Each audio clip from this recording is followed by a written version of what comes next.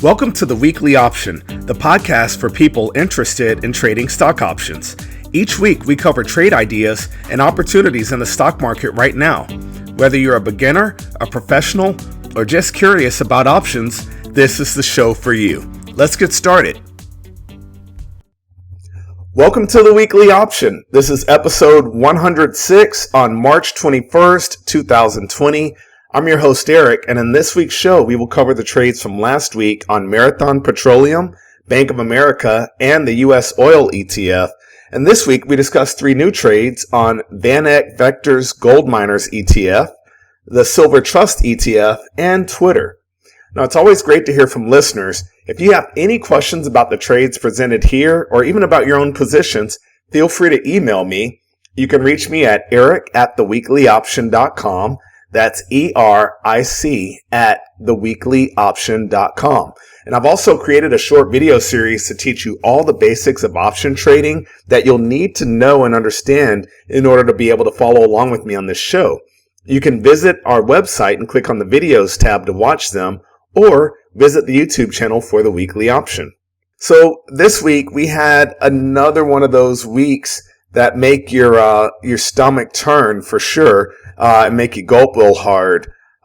Yes, I mean, it's clear that this fall off in the equity markets is tied to the coronavirus. However, that doesn't mean that we will immediately return to our previous highs as soon as a vaccine or better treatment are available. I think we've really fallen we've had a huge drop. So this was the largest week over week drop in the U.S. equity markets of recent date. So this week, the Dow Jones Industrial Average fell 4,011 points, closing the week at 19,173 points. The S&P 500 index fell 406 points, closing the week at 2,304 points. Now it's time for the topic of the week. The topic of the week this week is just going to be something very simple, something that I like to think of as a trading style of mine, and that's just going with the flow. So there are a couple of different types of trading out there, trading styles that are sort of opposite one another. You can have trend following versus contrarian investing. The contrarian investor is the one that looks at the current situation and says, I don't believe this is happening, and they're already planning the retracement. They're planning for the market to move in the other direction, to go contrary to what it's currently doing. If you're a contrarian investor right now, you're probably, looking to buy call spreads and or just outright buy stock, expecting the market to just go back up sometime soon. The trend following investor, however, says, I'm going to look at what the market is giving me and just go with that. And when the market changes, I will also change my direction and follow the trend. I've found for myself personally, I'm a much better trend follower than contrarian investor. But you really have to figure that out for yourself. But that's the reason, as a trend follower, that's the reason why going with the flow works well for me. Going with the flow can also just mean looking for low-hanging fruit. So the market is going down right now, or it's been down. It could go down more, or maybe not. Maybe it's already bottomed out. But right now, I really am focused on buying put spreads and selling call spreads. The more simple the trading thesis or idea that I can have, the better. I sometimes try to get clever, like, was it last week? It's like, hey, we're going to buy a call spread expecting gold to go up as the market goes down. I would have been better off just buying a put spread on the spiders, expecting the S&P to go lower. Instead, I tried to get tricky, and turns out that gold actually fell alongside the market.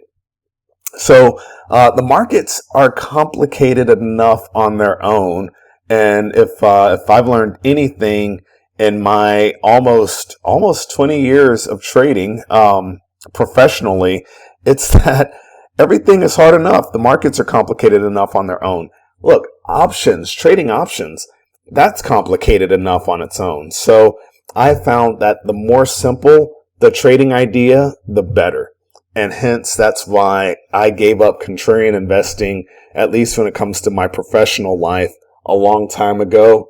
I do much better going with the flow. So that's one of that's what I wanted to discuss this week. You don't have to be on an island, waiting for the market to go the other direction and so that you can say that you are right. There's a lot of money to be made just saying, okay, well, the market's going this direction. Let's jump into that traffic and keep going.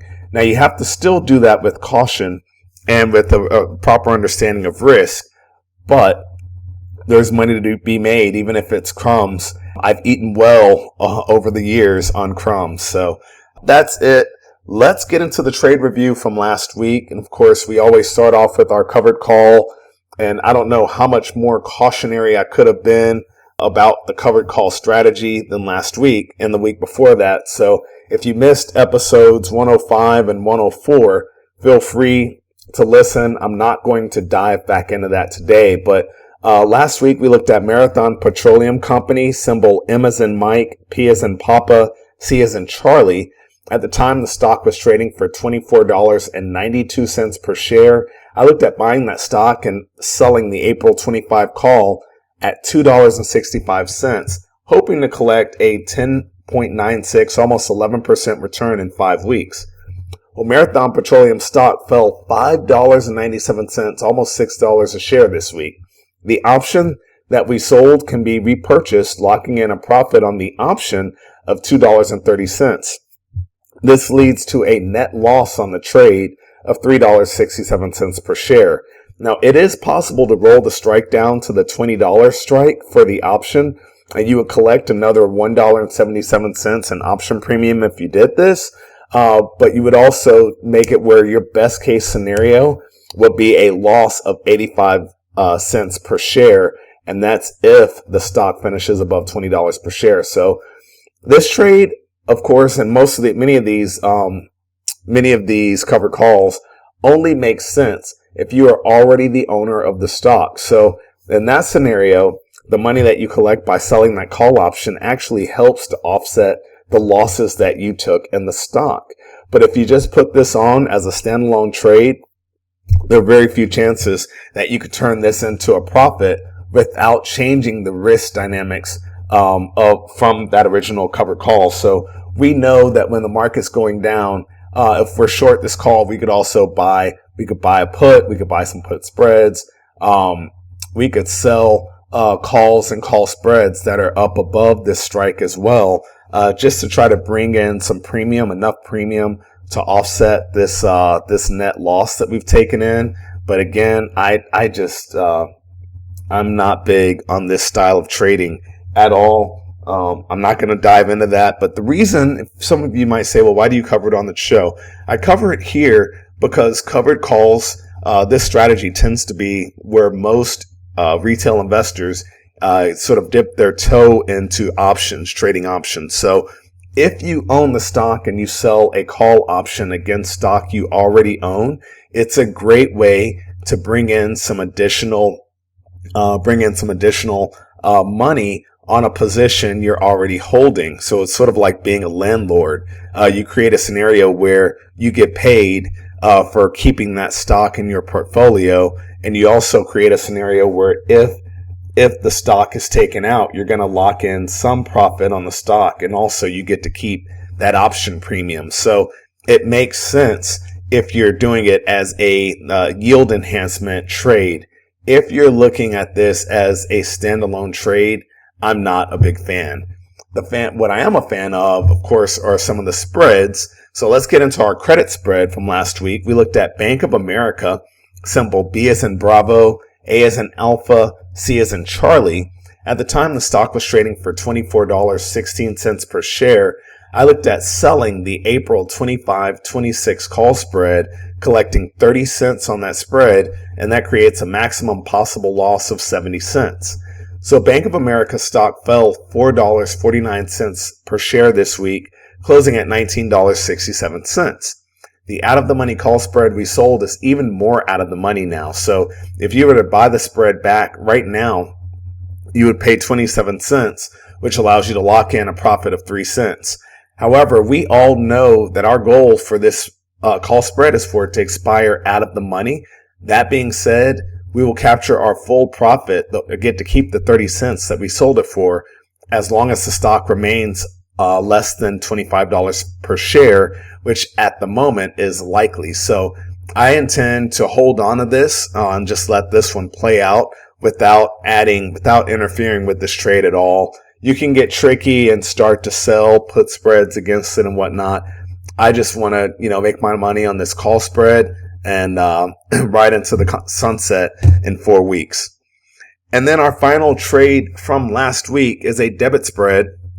We looked at the United States oil ETF, symbol U as in uniform, S as in Sierra, O as in Oscar. At the time, the stock was trading for $6.96 per share. We looked at buying the April $7.5 put spread for 30 cents, hoping for a gain of 20 cents, which would be a 66.7% return on our capital in 5 weeks. And I'm sure you guys have all been aware of what's happened in the oil market. This ETF is a great way to play the oil market if you're not comfortable with or don't understand the risk in trading the underlying futures and the options on the futures of crude oil. So USO shares were down $2.02 this week, closing at $6.96 per share. The in-the-money put spread we bought is even more in the money now. So if you were to sell the spread at this point, given the prices, you would only pick up 3 cents. But we definitely know not to sell this spread back at this point, because if we let this trade expire, as long as the stock is under $7 per share, which at this point it appears like it's going to be. And I believe I just made a mistake in what I said, actually.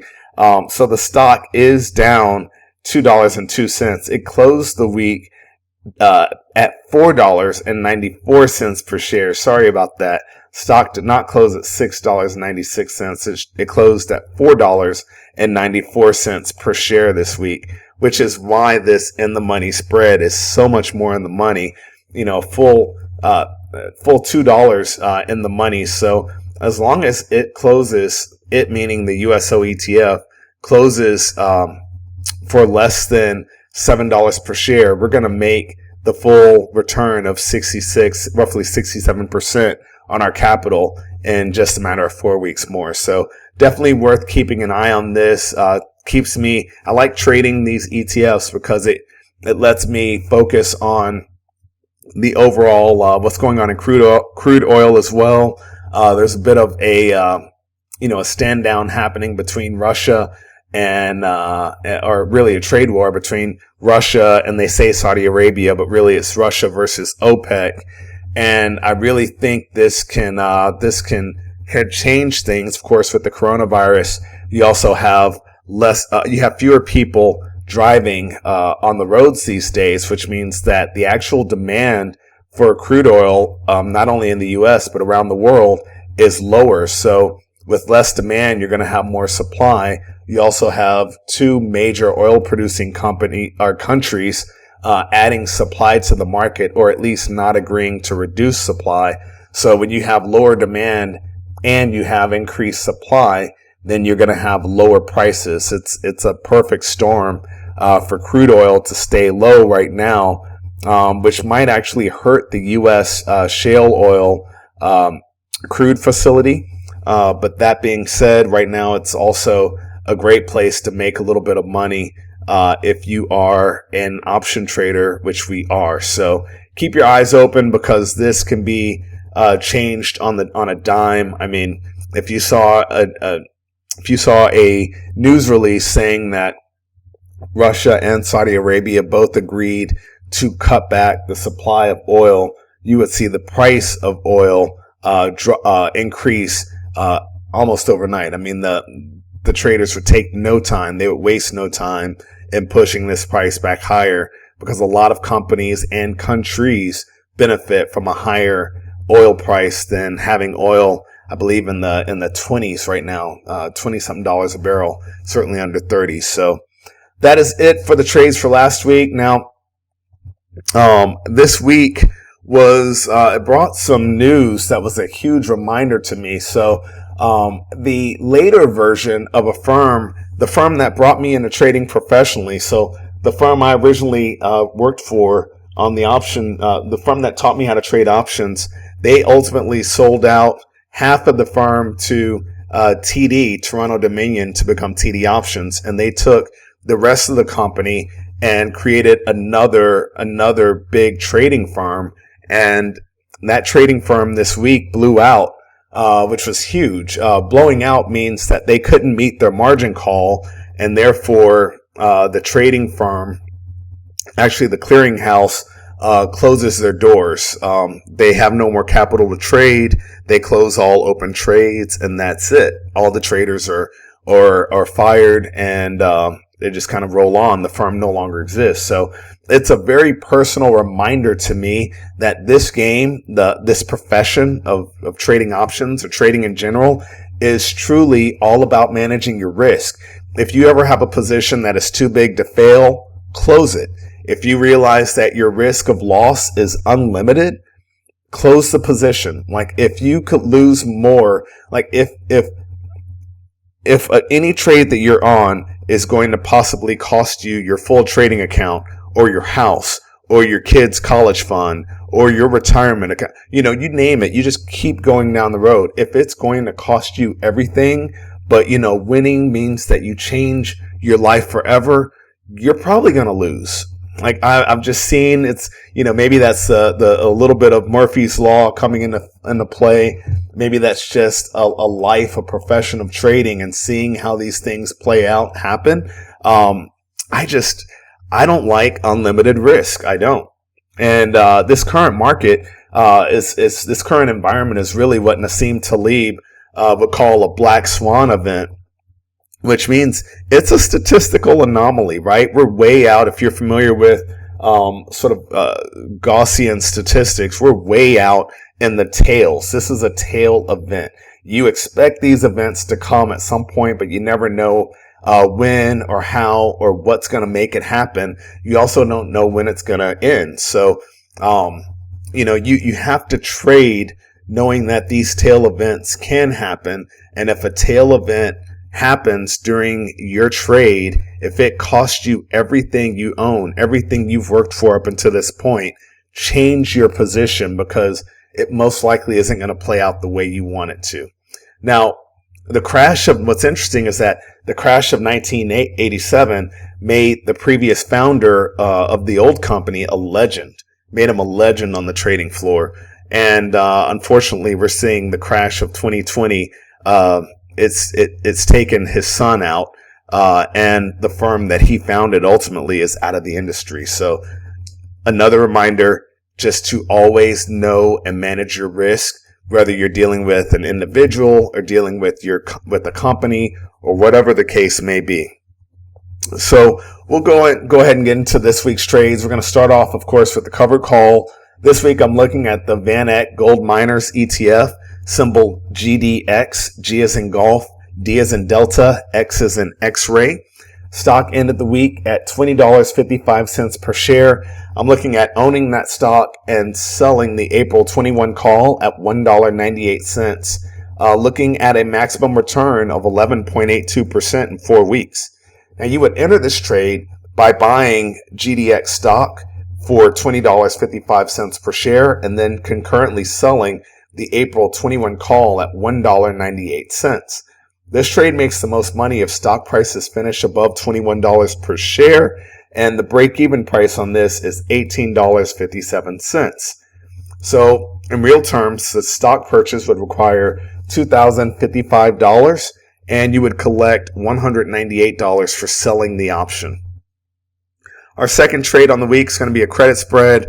We are looking at the iShares Silver Trust ETF, symbol SLV. S as in Sierra, L as in Lima, V as in Victor. Stock ended the week at $11.62 per share. I'm looking at selling the April 12-13 call spread at 33 cents, looking at a maximum possible loss of 67 cents. So you enter this trade by selling the April 12 call at 78 cents and concurrently buying the April 13 call for 45 cents. This is a credit spread because we are selling the spread, and this trade makes the most money if stock prices stay below $12 per share. The break-even price on this one is $12.33 per share.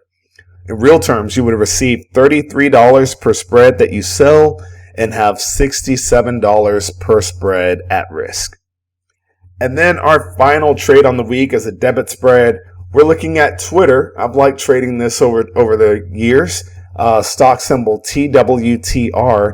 T as in Tango, W as in Whiskey, T as in Tango, R as in Romeo.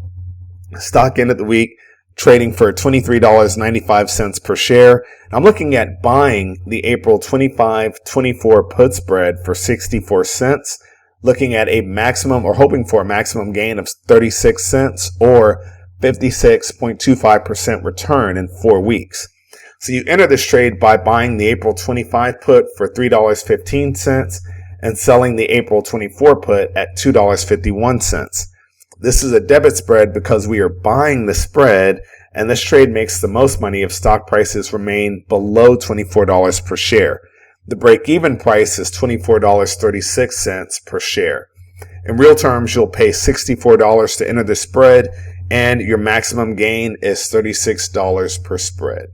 So that's it for this week. Thank you guys so much for listening. Stay safe. I finally started taking this coronavirus very serious over the last 7 days, doing a bit of self-isolation, social distancing, self-quarantining, whichever term you favor. It is a struggle for me as an extrovert, but I know lots of my introverted friends out there are enjoying this time alone. So I'm going to do my best to stay in. Ideally, I'm going to record a few more videos. In fact, I haven't put this podcast on YouTube in a while, so I have some catching up to do, and this time indoors will allow me to catch up with that. So I hope all of you are doing well. I hope you are safe. I hope you are finding ways to stay connected to whatever communities you are part of during this time apart.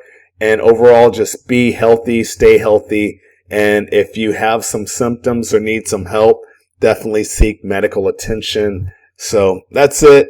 Look forward to sharing some more trade results with you next week. Happy trading. Thank you for listening to the Weekly Option Podcast. Please subscribe to our show and visit us at www.theweeklyoption.com. Disclaimer: there is a very high degree of risk involved in trading. The indicators and strategies described in this podcast are for educational purposes only and should not be construed as investment advice.